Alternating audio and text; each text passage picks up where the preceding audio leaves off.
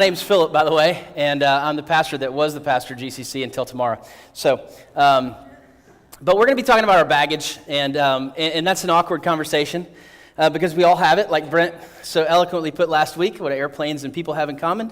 Baggage. And so we're going to be talking about it today, and the first thing we have to do is define baggage, right? Because you and I may have different ideas of what baggage is, but we all carry it around. We all have it. I brought my baggage this morning to talk about and share with you because I haven't gone to the counselor in a couple of months, so I'm going to do that this morning. So hopefully you don't mind that. But here's what we're going to talk about. Here's how we, for the next 30 or so minutes, here's how we're going to define baggage. This is what we're referring to. It says the baggage... things, and we're going to put this up on the screen, there we go, things that encumber one's freedom, progress, development, or adaptability. Anything in your life that you're carrying around that's causing you to pause, that's causing you to have a limited freedom, or it's causing you to stop from progress, or anything like that, that's baggage. That's what's in your life. That's not my definition, that's actually a definition from Webster on one of the definitions of baggage, but that's how we're going to frame that word today. And I think it's easy for us to think about that, and it looks different for all of us. So let's talk about some of the things that cause baggage, and I'll just go ahead and open up my baggage. And I'm guessing that yours is a little bit like mine. We all have some different types of baggage. You know, we have some financial baggage. You're already upset that we talked about money this morning, so we got financial baggage, whether it's our own fault or it's something our parents have passed on to us, or people have, maybe we invested poorly, or we just stink at money. We just aren't good with it. Well, we're actually really good at spending it, which is most of us, but we're not great at really doing smart things with it. You know, there's that, and then of course there's relationships. Who doesn't have baggage with relationships, right? I have baggage with relationships, except it's the lack of relationships that caused my baggage. That's pretty much how it has worked for me, and that's why you've heard about my sad story about high school so many times. So there's that. There's relationships. Then there's jobs. I don't know what kind of baggage, and I didn't know an illustration for jobs other than the suit. I've had a couple of jobs that required me to wear a suit, but maybe you've got some baggage that you think, maybe even seeing this causes you a little anxiety.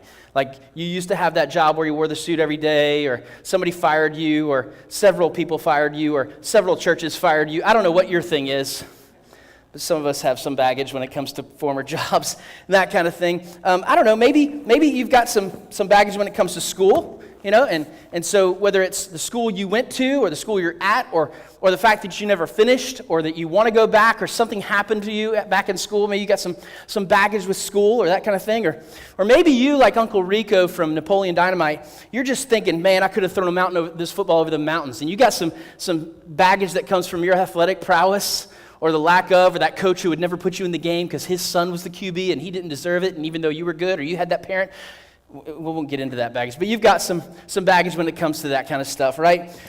Or maybe there's some real tragedies that have happened in your life, and you think back on some of the things that have happened, and it's just scarred you. And every now and then you just kind of get caught up in that tragedy that happened, the loss of a loved one, or something that's happened to you, some difficult circumstance you've walked through. You know what? Maybe even you've got some baggage when it comes to church. Some religious baggage. Maybe some of you were really nervous about coming to church because of your baggage, because a lot of your baggage has to do with people that you've experienced in church. Maybe we've just had some wrongs that have been done to us, and we just have all this stuff kind of just packed up in our bag, and we don't think about it every hour of the day, but we're walking around with all this stuff, and it's just weighing us down, and it's causing us, we wake up every morning, and whether we recognize it or not, we wake up every morning and we put all this stuff in a bag, and we carry it around with us everywhere we go. Every relationship we have, every friendship, every job opportunity, we're just walking around with this baggage, and we meet new people, and we shake our hand, and we try to hide it. Like, what's that? Nothing, don't worry about it. We'll talk later. It'll destroy our relationship later, right? And then every once in a while, you'll get trusting in a relationship, and you'll kind of put it out there. What's that? Oh, it's just some stuff I'm working through. You got any prayer requests unspoken? Right? Then maybe you get into a small group, you start to trust some people, and you start to show them some of your baggage. But I think part of the problem for us is really defining, and how do we tell if something is baggage in our life, or it's just something we've walked through? I think that's a challenge for us, because it's unavoidable.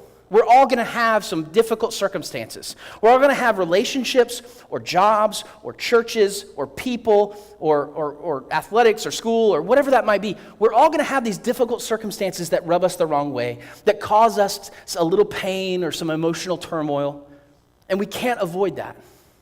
So how do we know if it's just something we've walked through or it's literally become baggage that we're carrying around with us? And I've got some kind of identifiers for us this morning. First one is this: if you find yourself rehashing or retelling the story over and over again, that might be baggage in your life. And if you're still not sure, just ask your friends, because they know what stories you tell over and over and over again. And I think there's a temptation to say, well, Philip, this is what I'm walking through. Is it what you're walking through, or are you allowing it to hinder you from progressing forward, developing, from healing, from moving forward? Because if it's just baggage, it's not just a story you're telling. It's not just circumstances you're walking through. It's something that's holding you back. Another indicator for us when we're trying to identify our own baggage is that you find yourself avoiding certain places or activities due to the potential of seeing certain people. Have you been there? You know, you go to a whole different grocery store because you don't want to see certain people that you've had interactions with. Or you go to a different sporting event, or you move your kids into a different school so you don't have to see certain teachers or whatever like that. You avoid certain places or people because you don't want to see them. Now, on the flip side, you can also tell if it's baggage that you frequent certain places or activities due to the potential of seeing certain people. You purposely go somewhere. For instance, I had some baggage in college over a relationship that I had, and it ended poorly, in my opinion. And so I found myself walking by a certain dormitory every few hours. And particular one night, I knew that her boyfriend was in town, and I just happened to be walking through the parking lot at the same time they were getting into the car to go on a date. Now, some people call that stalking. I call it coincidence. That's an indicator of baggage. That's something that was holding me back, that I was dragging around, that I wasn't willing to let go of. And you know, if you're here this morning and you're not a Christian and you're thinking, oh, this is really, looks like it's going to be a motivational talk, it's going to be helpful, but I thought this was church. Or maybe you're like one of those really, like Jay was talking about, super spiritual people, and you're sitting here thinking, this is just a motivational talk. This has nothing to do with Jesus. Well, this has everything to do with Jesus.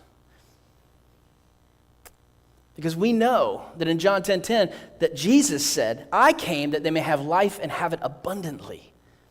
And you cannot have abundant life if you're walking around with this in every relationship, in every job, in every activity that you have. You cannot live life abundantly when you're weighed down with baggage.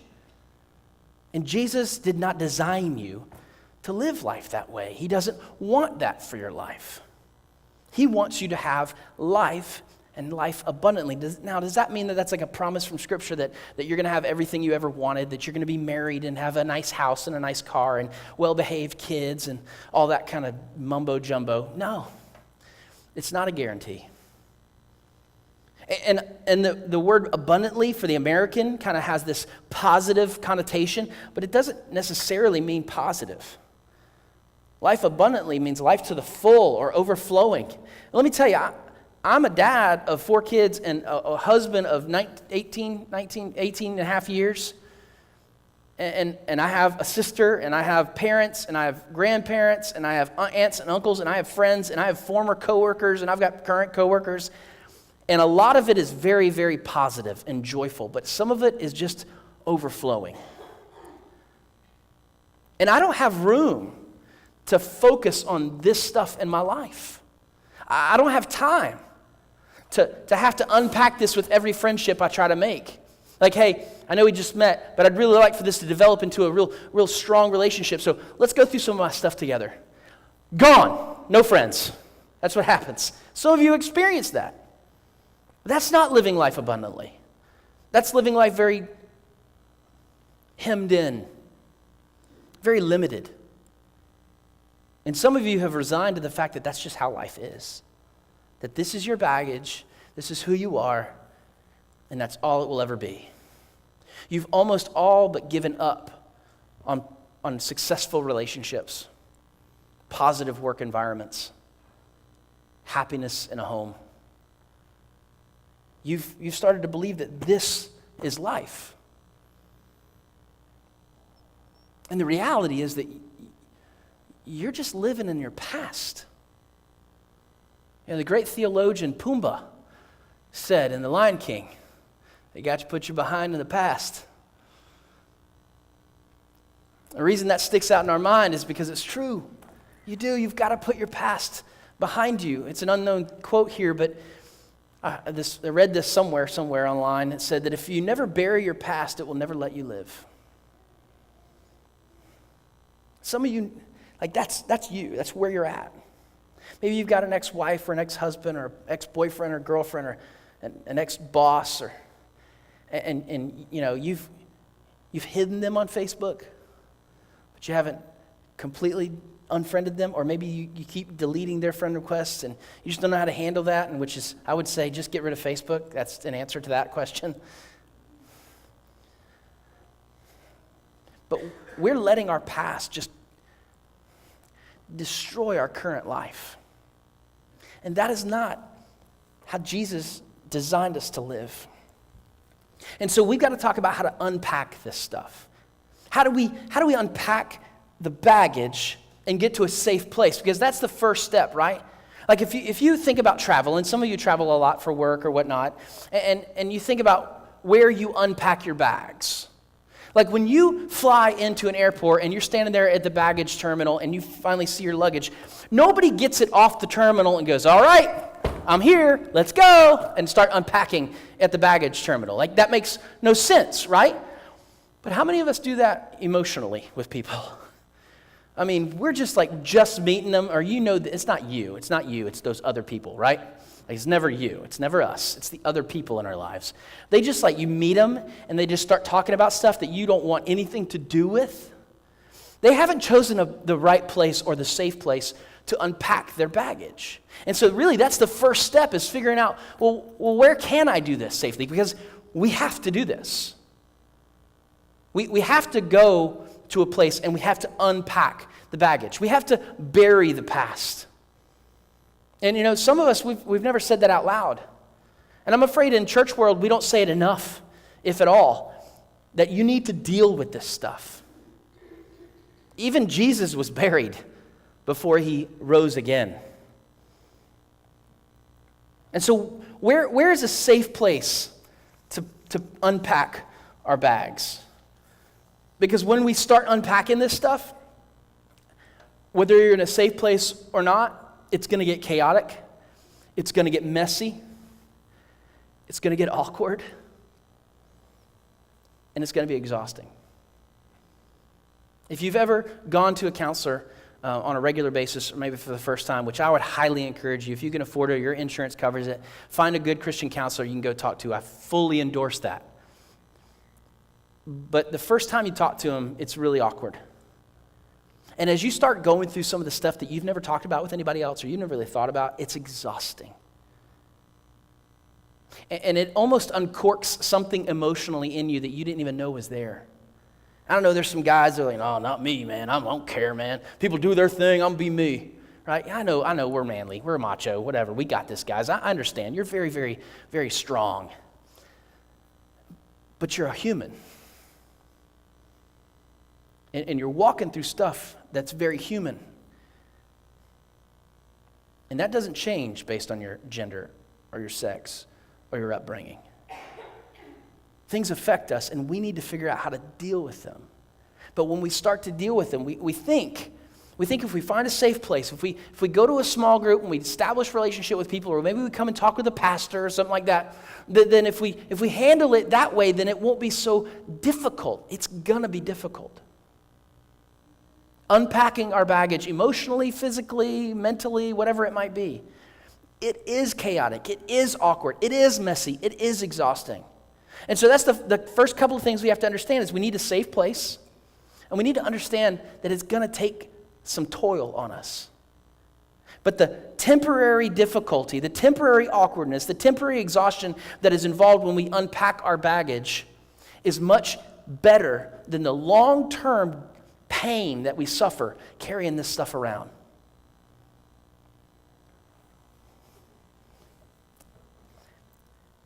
And the safest place to bring your baggage, the safest place, is a place where the King of the universe took chaos and created order. Where the creator of everything took pain and sadness and created healing and joy. See, too many of us think that girl or that guy or that friendship or that small group or that Sunday school class or whatever it might be is going to be the best place to bring our stuff. And the reality is we need to bring this stuff to Jesus.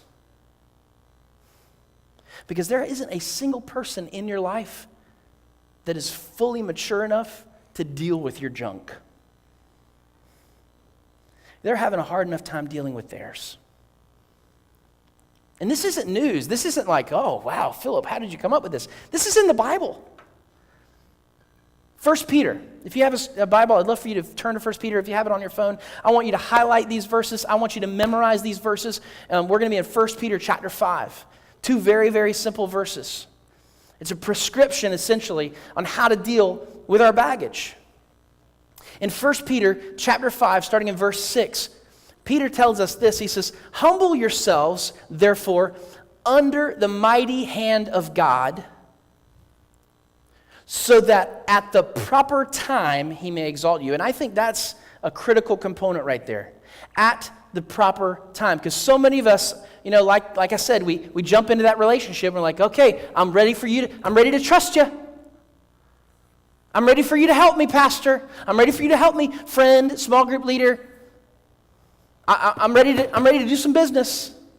Or maybe we even come to God and say, God, I'm struggling. I don't know how to handle this. Come on, do something for me, God. We haven't humbled ourselves under the mighty hand of God. Many times we're trying to grab the mighty hand of God and put it on our stuff. At the proper time. You see, he knows you better than you know yourself. And he knows when you're ready to deal with something, and he knows when you're not ready to deal with something. He knows when you have the people around you that you need and when you don't. But even if it's not the proper time, he says this in verse 7. He says, casting all your anxieties on him because he cares for you. And I think that's one of the critical components to our baggage, isn't it? One of the most difficult things about God, to believe. I mean, just think about your own relationships. Think about your husband, your wife, your family, your friends. One of the most difficult aspects of relationships is believing that someone else actually cares for you. Trusting them, that they have your best interests in mind, that they want good for you. I mean, that's really what has caused so much of this, right? We trusted someone. We trusted something. We trusted that God was going to come through. We trusted that person wasn't going to leave us. We trusted that he was going to provide for us. We trusted that we were going to have that job. And when we were disappointed or we were lied to or we were hurt, it just jumped right in here and became a part of our story, became part of our baggage. And so from this point on, when we meet those people, we want to trust them, but that's one of the most difficult parts to believe is that they care for us. And so when it comes to God, we have such a hard time believing that he cares about us. But he looks at you and he looks at me and he sees us holding on to this stuff going, God, I really want to give you everything. I want to give you everything, God. I want to give you all of my life, Jesus. I'm going to sing that song again, God. And he's looking at you going, why? Just do that.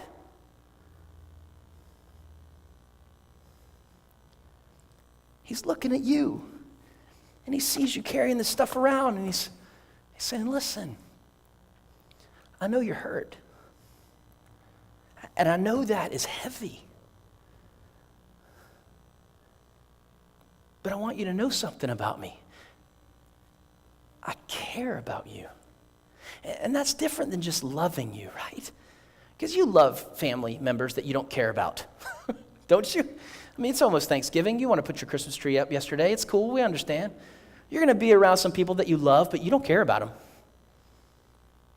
But not only does God love you, he cares about you. And I think once we start to recognize that he does actually care, 1 Peter 5:7 is true. He cares for you.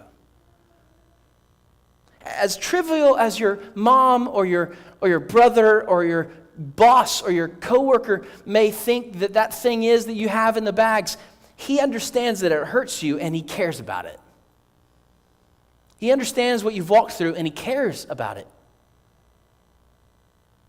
He wants to help you bury it. He wants to help you unpack this stuff. But here's the thing about unpacking your baggage. It's a choice. It's your choice. He's not going to force you to do it. It's like that first trip you took without a parent. Maybe it was a school trip or athletic trip or something, and you had to stay in a hotel for the first time. First time I went on a trip, my mom packed my clothes in gallon Ziploc bags and labeled them each day of the week so I didn't get confused. I mean, underwear, everything was in there, man. It was beautiful. It's probably why I'm such an OCD person, why I'm such a CDO person now. And if you're curious, that's because they should be in alphabetical order, by the way. So, but that's what began it. And I remember, like, I had a choice to take my stuff out of the bag and put it in the drawers in the hotel or not. She wasn't there to tell me, take your stuff out and put it in there. Like, it's a choice. And in the same way, God is looking at you and he's looking at me and he's like, I want you to unpack. I want to help you with that stuff, but I'm not going to force it on you. I care about you too much. I want you to bring all of your anxiety, all the stuff that keeps you up at night, all the stuff that won't let you sleep. Now, let me pause and give you a little Philip's personal soapbox. There's a lot of people that talk about insomnia today, and a lot of young people. Listen to me, young singles. Most of you do not have insomnia. Most of you need to turn your phones and computers off at 9 p.m. and go to sleep. You need to stop drinking lattes at 7 p.m. and turn your electronics off, okay? Like, I know, like, oh, just fogey old Philip. I'm still in my 30s for a few more months. I'm not that old. I cut my hair down so you can see that I'm balding, so you feel more pressure to give because I'm stressed out, okay? But you don't have insomnia. You're just overstimulated, okay? You can go to another church next week that's going to lie to you and tell you something you want to hear, but that's the truth, okay? But when it comes to this stuff, he wants you to sleep. He wants you to be rid of so much anxiety. He wants to help you unpack this stuff. But it's your choice. And we all have that family member, right? Think about that aunt or that uncle or that parent, that brother or that sister, who today is miserable. Like, you don't even want to invite them to the party because you know it's just going to be like them walking up with like 13 other bags, like, I'm here for the party, happy birthday. I couldn't afford to get you anything, so I made you a card and printed it out on the internet. Or I sent you an e-card, right? Whatever. Like, oh, why are you even here? Like, oh, I just needed to be around some people who love me. You sure you got the right address? We all know that family member, don't we? Like, you're thinking of that person's face right now. Listen, they were all where you are right now emotionally. At some point in time, they were where you are in those relationships, in that job, in those circumstances. If you have an older family member who is miserable all the time, odds are that once upon a time, they were exactly where you are, dealing with very similar stuff. And if you don't start unpacking this stuff today, you're going to be exactly like they are when you're their age.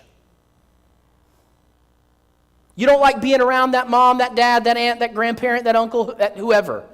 because they bring you down so much, because it's always about what somebody else did to them and what wrong was done to them and what they had to go through and what they're suffering. Listen, it's their choice not to unpack this stuff, and it's your choice as well.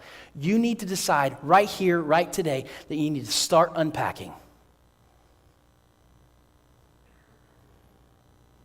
Oh, I don't know where to go. I don't know who to be around. I don't know how to do this.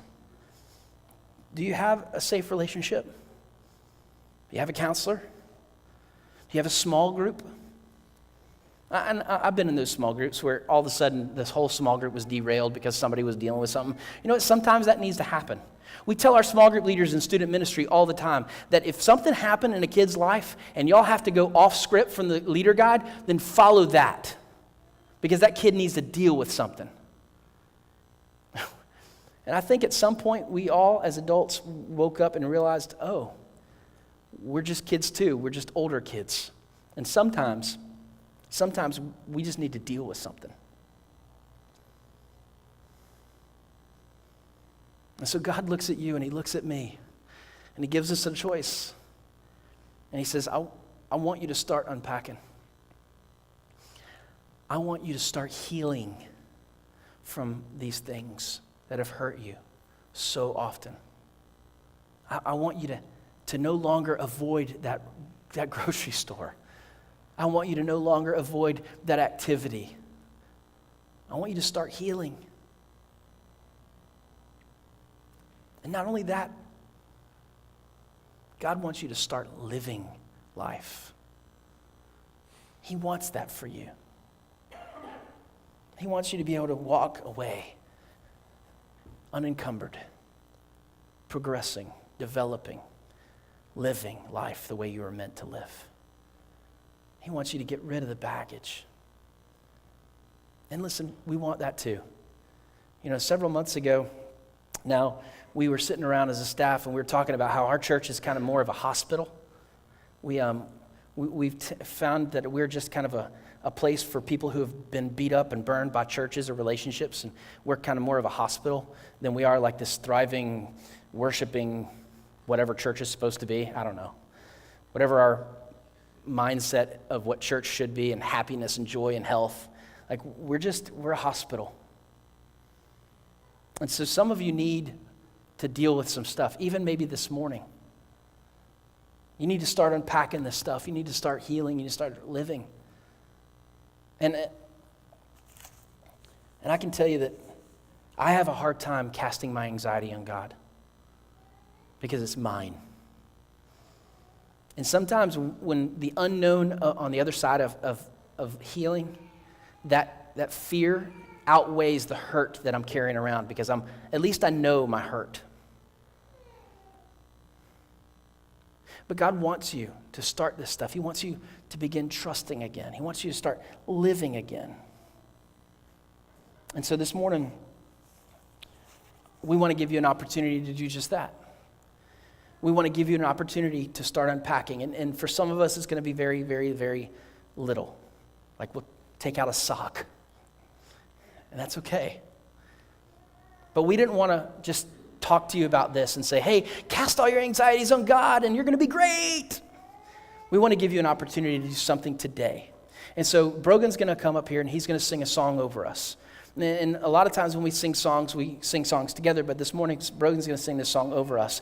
And I would invite you, we have some steps down here that maybe if you're anything like me, there's some kind of physical representation that I need to do. And if you've got some junk that you're dealing with, maybe some baggage that you're walking around with and you don't know what to do with, maybe you just need to come down here and pray. And symbolically just get on your knees before the Lord and say, God, I don't know if I'm ready for this, but I want it. Or maybe you're here today and you just need to get out and get it out. You need to, I'm going to join a small group, and in 4 weeks, I'm going to unload on them. We need to be ready for it, man. Maybe you just need to come down here and pray and ask God for the strength to start. But that's what we're going to do for the next couple of minutes. Brogan's going to sing. And we're going to open up these steps and kind of make it our altar to God. And if you're dealing with some junk, or maybe you just got some prayer requests for some people who have junk, we invite you to come down here privately with a friend, whatever, and just bring your anxieties to the Lord because he cares for you. I'm going to open us up in prayer. I'm not going to say amen. Brogan's going to begin singing. And then at the appropriate time, I'm going to start praying again, and I'm going to close us out. But I know this is really, really churchy. But sometimes we need churchy stuff. We need to step in front of God and say, Lord, I need you. And so this is your opportunity to do that this morning. Jesus, thank you. Thank you for loving us. Thank you for caring about us. And Lord, I ask right now that you would help some people. Help me. As we all have this stuff that we're dealing with. We all have some baggage in our life that we haven't properly dealt with, that we haven't started unpacking. We have a past that we've refused to bury, and we keep allowing it to limit our future. And so, God, thank you for your word that tells us that you desire for your children to live life to the full. And thank you for the call you've given us to bring our anxieties to you. And thank you for telling us that you love us, that you care for us. So God, this morning I'm asking that you would give people courage and strength, that you give them humility, that they would humble themselves under the mighty hand of God, and that you would begin healing their hearts, that you would begin showing them that life can and should be different. Jesus, thank you. Thank you for being a personal God who cares about our stuff. And thank you that we don't have to hide any of it from you. Jesus, we give you this time. I give you these people, and I ask that you would heal their hearts right now. We pray this in your name.